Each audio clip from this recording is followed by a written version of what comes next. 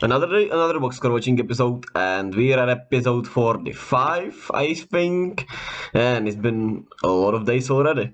And we had a max slate today, but still some stuff to talk about, right?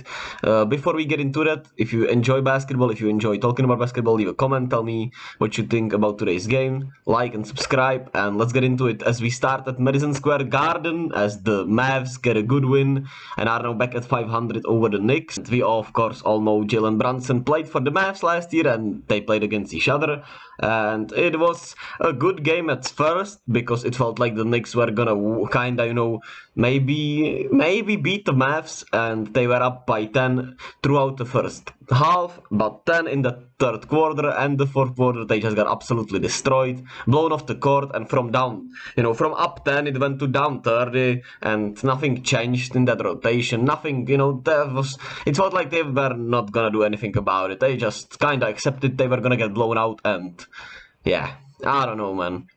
Luka, 30 points, 8 rebounds, 7 assists, 1 steal, 3 blocks. Great game from him. Spencer Dinwiddie bounces back a little bit, 17, 9, and 9.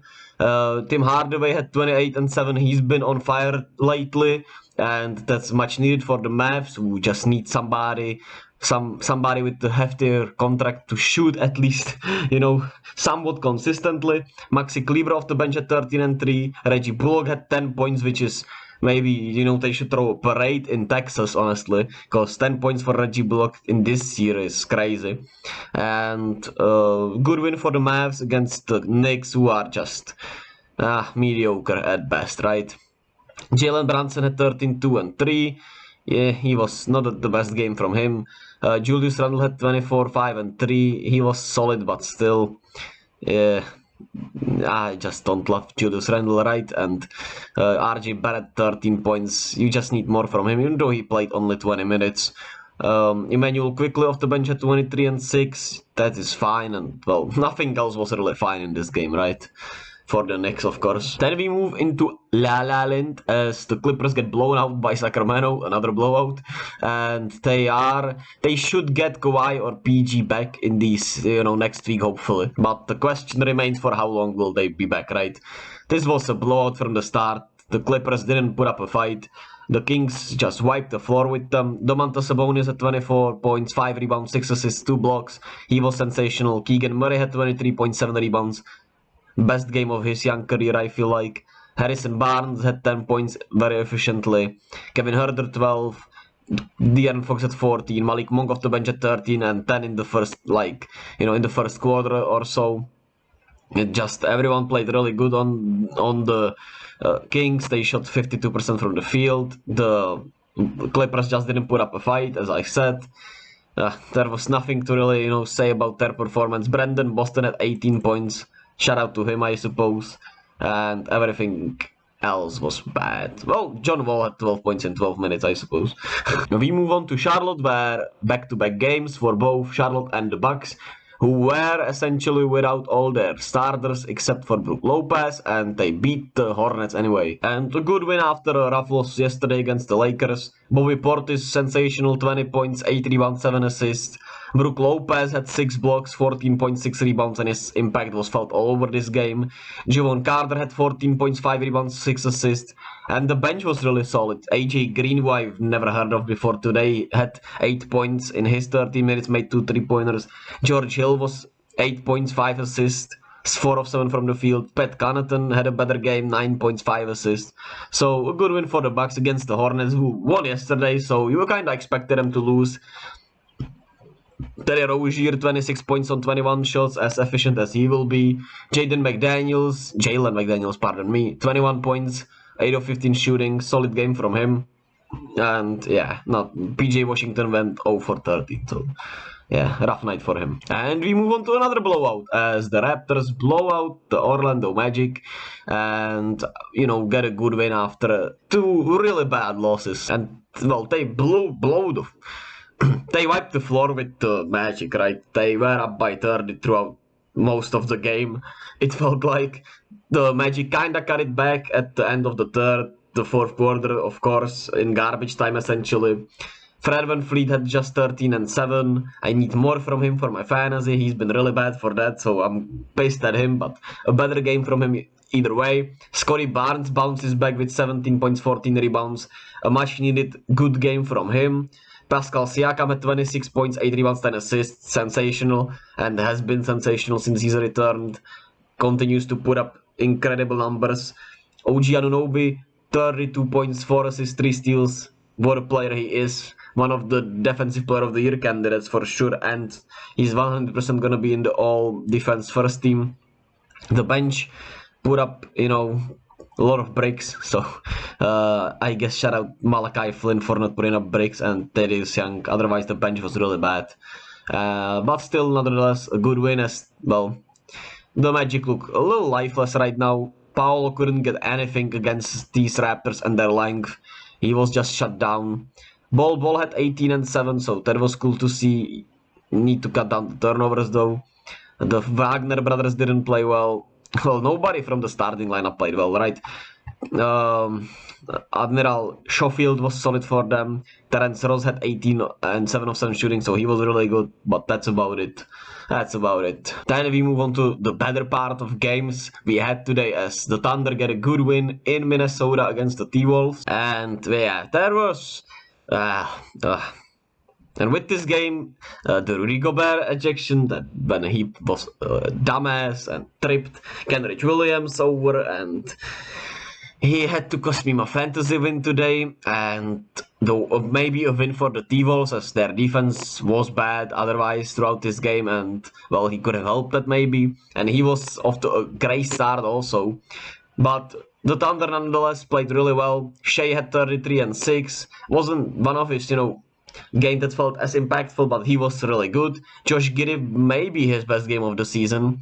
8 of 16 from the field, 21 points, 12 rebounds, 7 assists, 2 steals, 2 blocks. 4 turnovers also, but 7 assists. A good ratio nonetheless. 3 of 7 from the 3-point line, which you love to see. Lou Dort had 18, you love to see that. Jeremiah Robinson, Earl had 14. Pokuševski had 12 and 8. A lot of good performances from the Thunder. Jalen Williams, 11 off the bench, plus 18.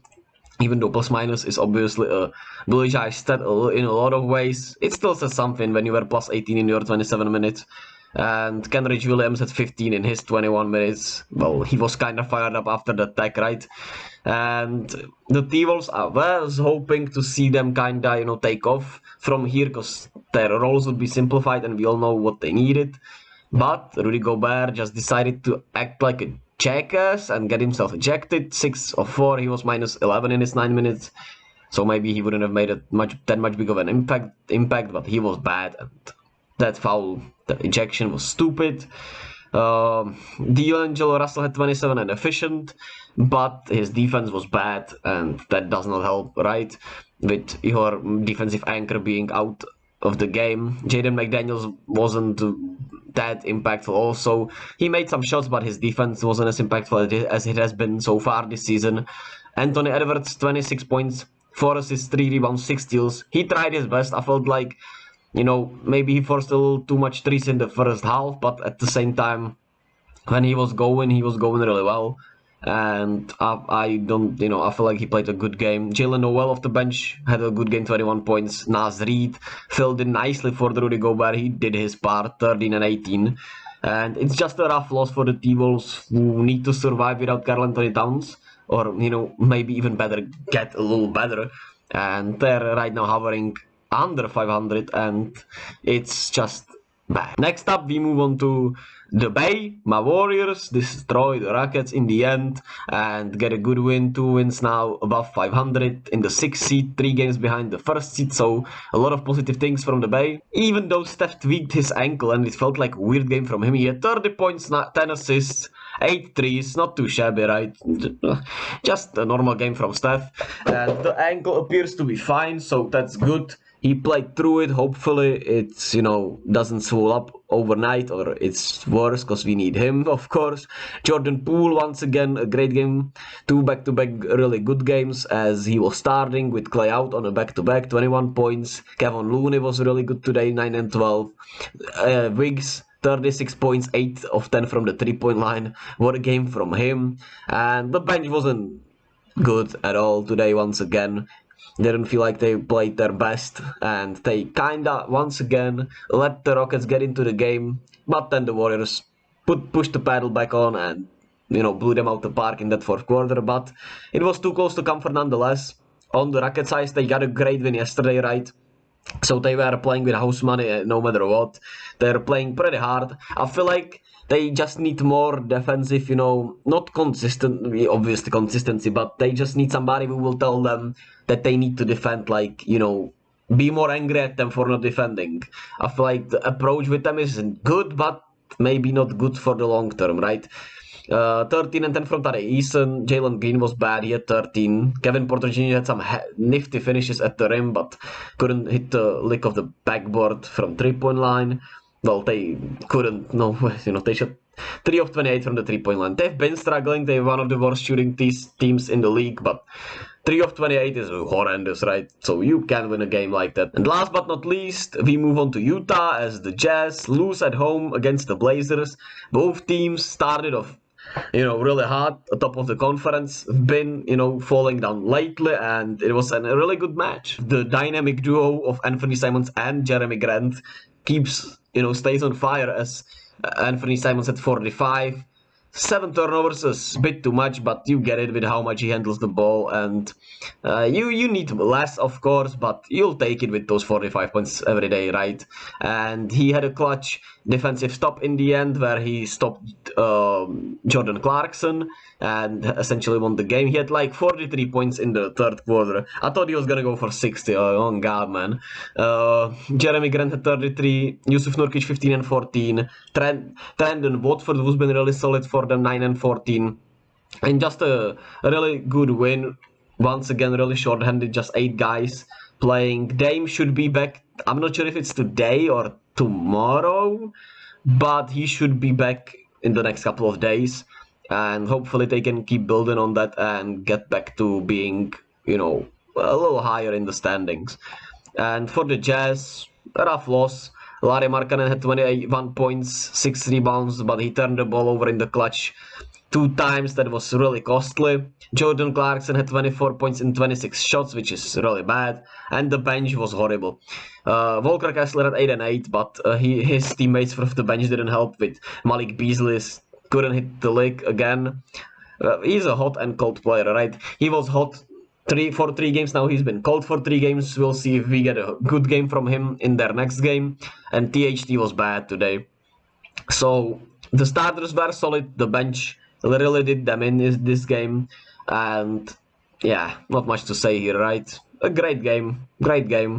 But nothing as exciting. After yesterday's slate, this was a little underwhelming, game-wise. I was happy with my Warriors. That was exciting for me, right? But as a, universal fan, just like 2 good games, not that great, right? And that is it for this slate. We got Sunday games. Pelicans Nuggets, really good time for me, so I can't wait to watch that. That should be a lot of fun. The Suns play the Spurs. Nets Celtics, that's gonna be a really good one, right? Maybe the Nets, will be a little more fired up for this one. And, well, the Celtics got their number, so it should be a really good one. And probably will be a tight game. Cavs Knicks, Wizards Lakers, Kings Bulls, Blazers Pacers, some solid games. Hopefully, they're at least closer and more fun than tonight's games. Hopefully we don't see that many blowouts. And yeah, I'll be here to cover them all, don't you worry. Let me know your thoughts once again about these games. Are you excited for tonight's games? And yeah, I'll sketch you all tomorrow.